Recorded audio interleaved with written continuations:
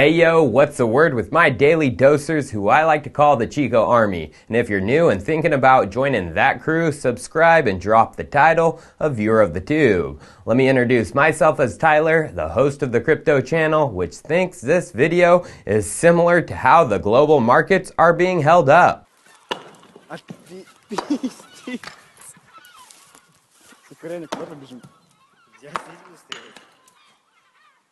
Я за него боюсь. Я тоже, блядь. Если его предать, я к нему бегу. Блядь!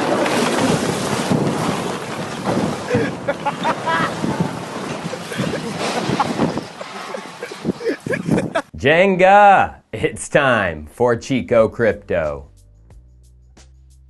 Central bank digital currencies, CBDCs, a hot topic right now given the state of global economies due to plain bad and dangerous monetary policies from our leaders and governments. Actually, it comes down to just one government, which the choices of that one ripple throughout the globe. That is the US government, and it's because of its currency, the globe's reserve currency, the USD, and the dollar's position as the world's base currency. It seems like it has been that way forever, right? But in reality, it's just 76 years, less than a lifetime for some. And it all happened in the summer of 1944. World War II allied nations met to discuss how to design a new stable monetary system post-war. This would become known as the Bretton Woods Agreement. Now, I'm sure most of you know the history of the war, but the US came in and saved Europe's arse in the Second World War. The facts are they were indispensable to the Allies winning.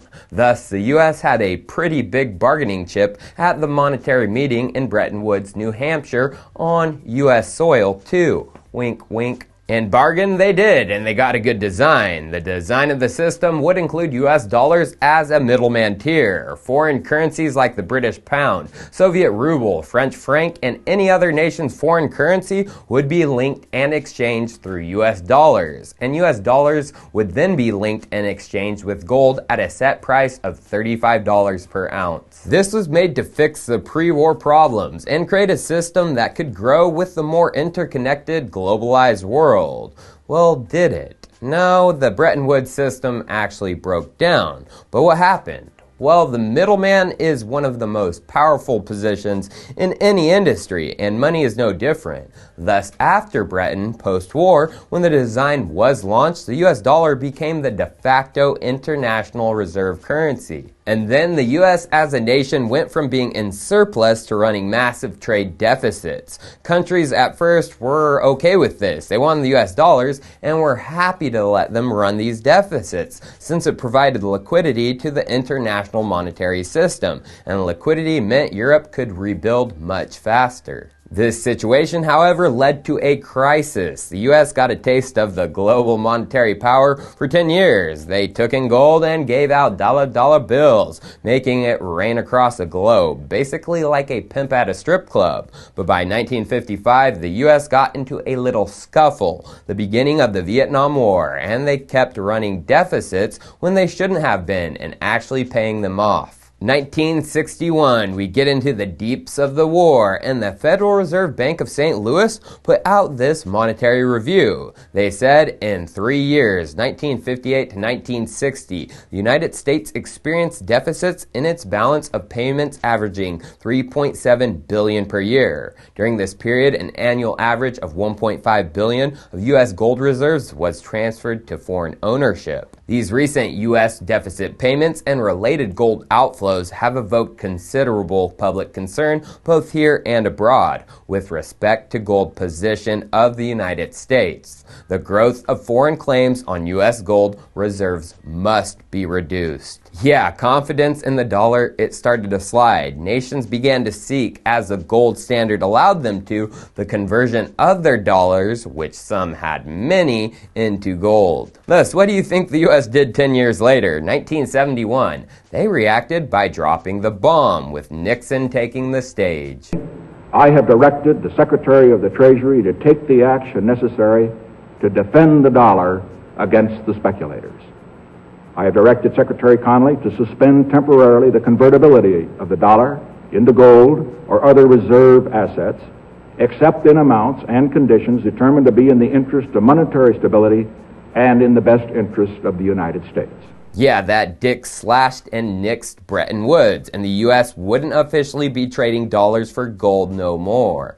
So the party ended. Well, no, it really just began, because now the USD was a free-floating currency, where currencies were just exchanged with each other based on supply and demand. But the US struck a deal to create their demand, which had that black grease all over and around it. Oil prices standardized in USD, which has created a similar system to Bretton, even though it isn't, as nations went into industrialization and globalization overdrive.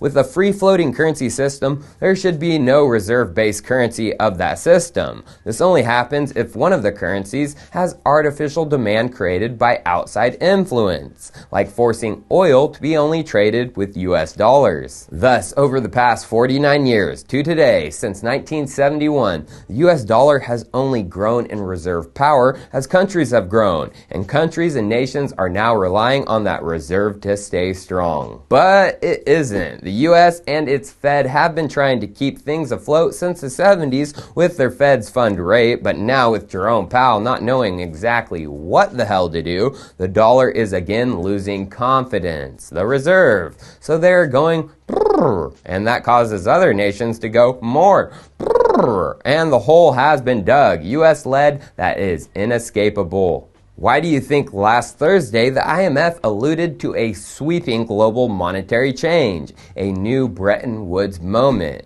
And then just yesterday the IMF held a conference on digital currencies? So, sweeping Bretton Woods moment. 4 days later, conference on digital currencies with global monetary powers, including Jerome Powell. I smell that something is up. And something is up, a global monetary shift. Let's just hear what Jerome Powell had to say regarding the US and CBDCs, the private sector, and if they are experimenting. And I'd like to start by saying that we are committed to carefully and thoughtfully evaluating the potential costs and benefits of a central bank digital currency for the U.S. economy and payment system, as well as for its international implications.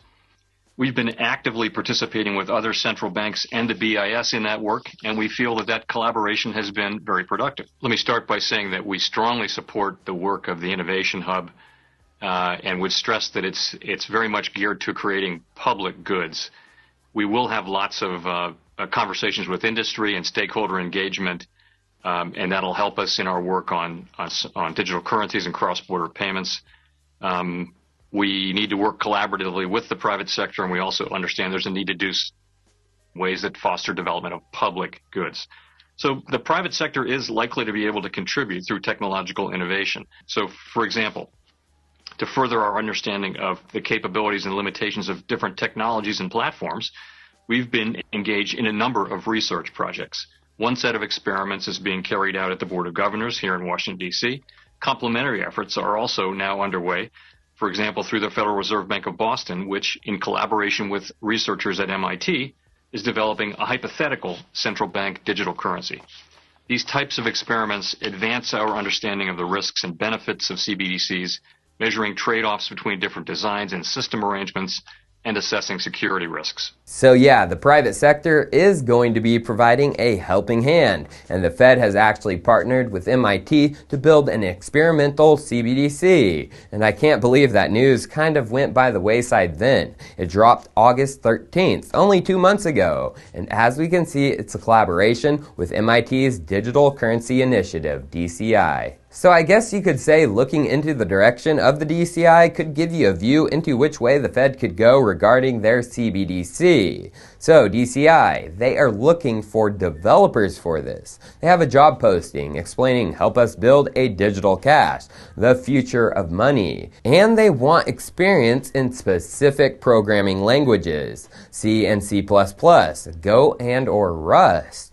Well, C and C++ is used in Bitcoin Core. Go is the language used in Go Ethereum, Geth, or Hyperledger Fabric. And Rust is being heavily used in Libra as well as growing in the crypto development space. And those make sense, because one of the main researchers for the initiative is the co-creator of the Bitcoin Lightning Network, Tajay Dryja, and they have multiple other Bitcoin Core devs, including Corey Fields and Vladimir Vanderland, lead maintainer.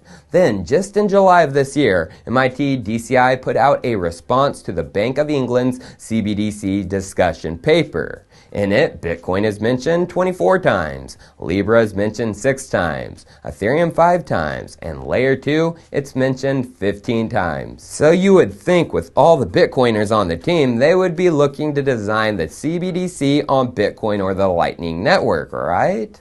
Well, in their Bank of England response, they appear to say maybe not. Section 14 says, the question for CBDC architecture is where it should be located along this spectrum, from no programmability to an Ethereum-like system. Some degree of programmability is desirable to meet other CBDC goals outlined in the bank's discussion paper, such as improving the usability of central bank money, supporting innovation, and interoperating with other systems. Therefore, a CBDC should have sufficient functionality to be able to support these functions. Basically, what they're saying is the CBDC better support smart contracts, like the king of smart contracts, Ethereum. Now, here's what's super interesting to me, the money movement. It's a blog post hosted by Circle's Jeremy Allaire. Yes, the Circle in partnership with Coinbase, who launched a stablecoin USDC. Well, just in September, they had a discussion on CBDCs called Will Digital Dollar Stablecoins and CBDCs Coexist? The guess? Robert Bench from the Boston Fed,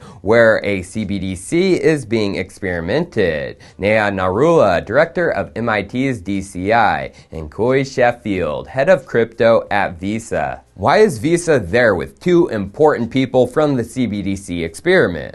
Well, remember, Jerome said the private sector would be helping, and Visa is there to help them from the sector. And isn't this just convenient? May of this year, Visa filed a patent which would allow central banks to mint digital fiat currencies using blockchain, easily creating CBDCs.